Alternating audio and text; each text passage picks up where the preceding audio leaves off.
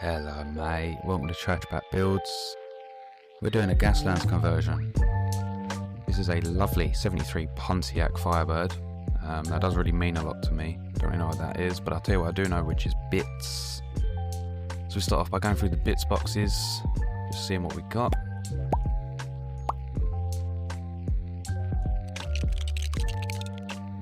And just kind of looking for whatever, like rifles. This thing looks cool. I think it's from some kind of mortar. We're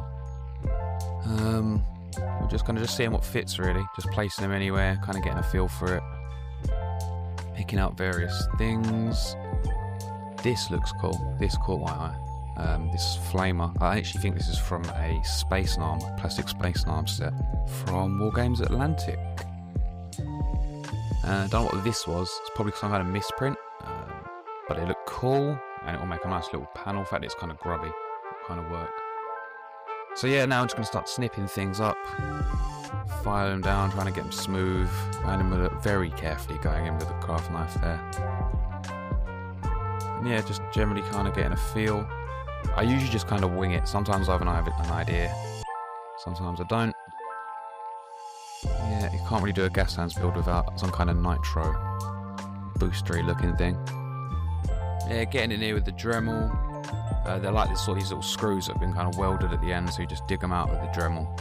Then you can take the bottom off and take it all apart. Got this stuff here, I think they call it granny grading in the US. Over here, I think it's for cross stitch, so you cut it out. It's not that difficult to do. Speaking of being not that difficult to do, you could always like and subscribe if you like this video so far. Anyway, so cut out a panel. And as you can see, I'm just kind of holding it up. I'm just completely eyeballing it. You could use like measurements and that, but who's got time for that? So yeah, just hold it up, snip it down, hold it up, snip it down, test it again, does it fit, test it again, does it fit, that sort of thing, till you get it right. And then it was just a case of just put a bit of super glue over it.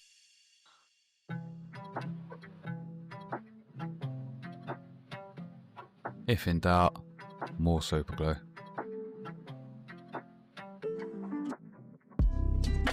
I use a chopstick here so that it doesn't stick to my finger. I thought that was quite clever.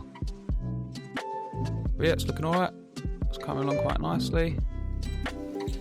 Next, a little bit of sandpaper. I can't remember what grit it was or anything, it doesn't really matter. The idea is we're just going to rough up all the edges so that when we prime it for painting, the paint has something to actually grip to, because there's like a sort of lacquery kind of glossy finish on these cars.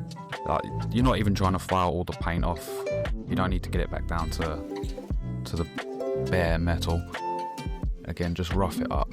Now I'm just going to stick some of these little bits I've got on, little panels, things that I've selected, things that I've pulled out.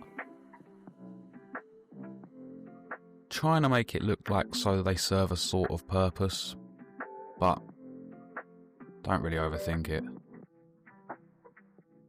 These little panels I think are off of like ammo boxes from Space Marines, or probably Guard, and just snip the boxes off and you get these little rectangles. So yeah, now it's just again super glue, test fit, super glue, test fit, and I think it's looking pretty good. It's looking pretty good. Yeah, it's looking all right. Next, I'm gonna use a bit of guitar string. This is a really cool thing to work with. It's good for cables. It's good for cables. It's good for all kinds of things. You can bend it. It's a bit more malleable. So I'm just going to Dremel in a tiny little groove just for it to kind of sit into a bit. And then on that little nitro tank thing, I also Dremeled a little hole in there so it can fit. There you go. Look at that. And I just feel like it makes it look like it has a bit of a function. The little nitro tank on the front, like it's powering the car. Possibly even the flamethrower as well. Again, hold it in place. Super glue, super glue, super glue. Try not to get it stuck to your finger. And there you go, looking alright. It's looking alright, isn't it? Not too bad.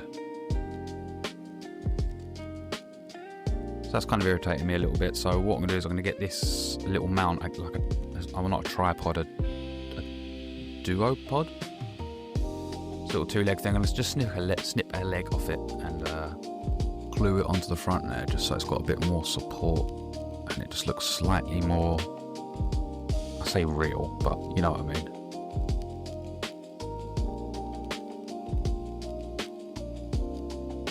Right, so I wanted to do that again basically.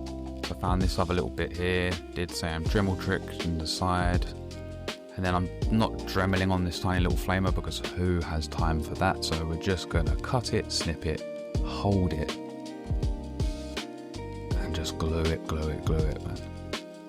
Moving on, while we let all that dry, we've got the base here. I'm going to do the cardinal thing. I always glue the wheels in place because, you know, as cool as it is on an actual game of Gaslands, it's really annoying when they're all rolling around. This is from, I don't know, but it looks cool and it looks a bit like a exhaust pipe, so we're going to use that. Sand down one of the edges just to get it a little bit flat. I'm just going to glue 2 of them. Right, after that, looking at it, it looks all good, everything's glued down. So yeah, just going to get it all ready for priming. Wheels are all stuck down. Lovely, lovely, lovely. Don't know what that white stuff is, but it'll look all good. We'll just spray paint over it.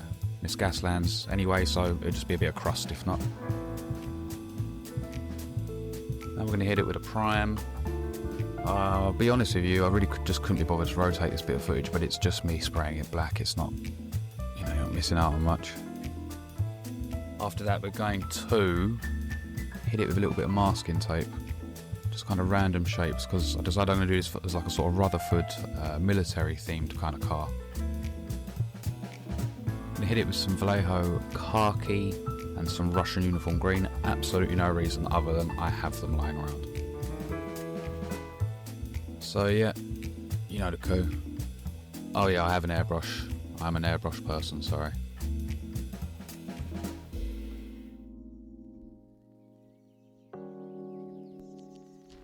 So yeah, that's the khaki. Boom, boom, boom. Just start peeling it off. Ooh, ooh, ooh. Don't you just love this bit? Anything that the masking tape pulls off, like chipping wise, I can fix. You can fix it after. Some of it you can just kind of leave and paint around, or again, it is Gaslands, it's post-apocalypse, you want that sort of grime and a bit of weathering, which we're going to do to this anyway, but look at that.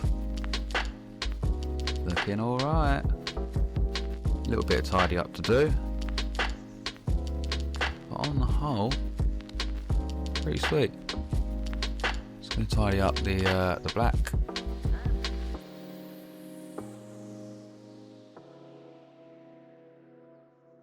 Silver for the silver bits. We'll do the cable. This is all going to get gunked up, grunged up, rusted up a bit later. Still these panels here.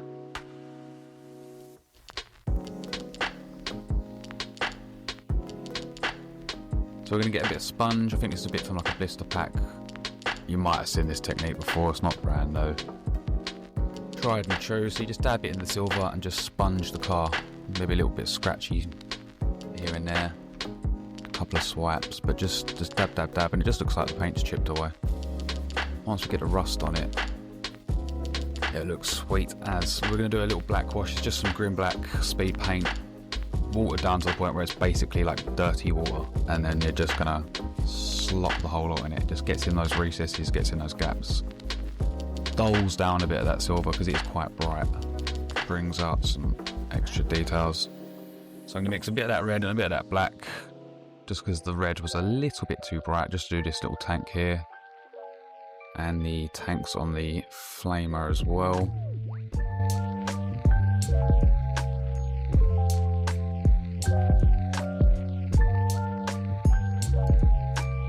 Now we're going to do a little bit of, I think this was pallid bone speed paint, just on the corners here and there. Just to have like a little bit of a staining, general kind of gunk. Here we're going to do pallid bone again. This is for the burners, so the sort of burn effect on the, whatever the end of that gun you'd call it. So it's just that bit of purple after that. And then you hit it with a little bit of blue, just on the tip. And then with a wet brush, you just kind of feather the edges while it's still wet, just to kind of blend them together. Now we've got some Vallejo weathering effect paste, but mine was really dried out, so I just sort of scooped out a bit onto my tin lid there. Added a little bit of water. And then what I'm going to do is I'm just going to dab like really thick parts just on the edges of things. Little patches in places, but just a little bit where I think the rust is going to collect. It's going to get really messy and spread out soon anyway. A bit on there, and then basically what I do is I then come back with just again like a wet brush, and we're just going to spread it all out. Just kind of pull the edges out a little bit, and it kind of gives it a little bit of a like a gradual kind of gradient almost to it. It looks a bit more natural.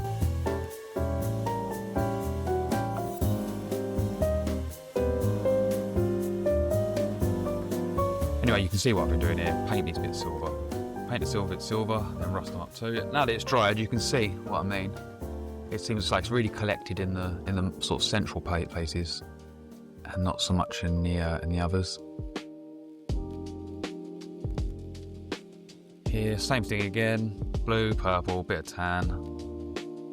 Blend it all together while the brush is still wet, while the paint's still wet, and then rust it all up.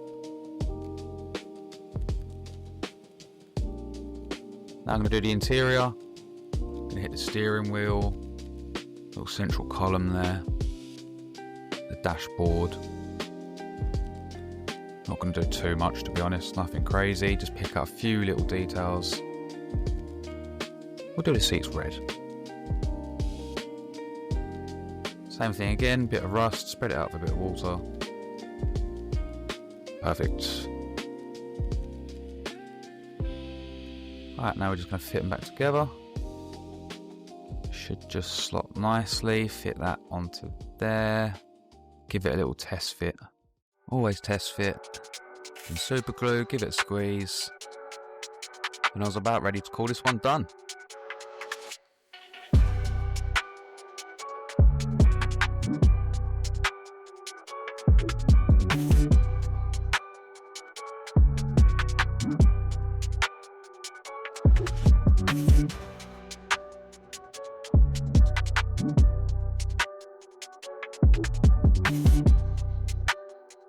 If you've liked what you've seen here, do consider giving us a like and a subscribe.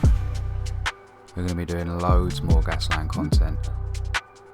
So yeah, see you next time.